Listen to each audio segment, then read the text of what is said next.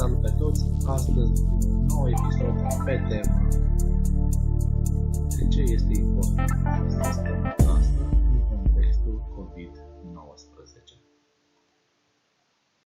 De ce trebuie să stăm acasă? Un calcul simplu efectuat de matematicienii Școlii de Sănătate Publică din Londra arată că fiecare caz nou de coronavirus ar putea produce într-o lună 244 de cazuri. Virusul se răspândește exponențial.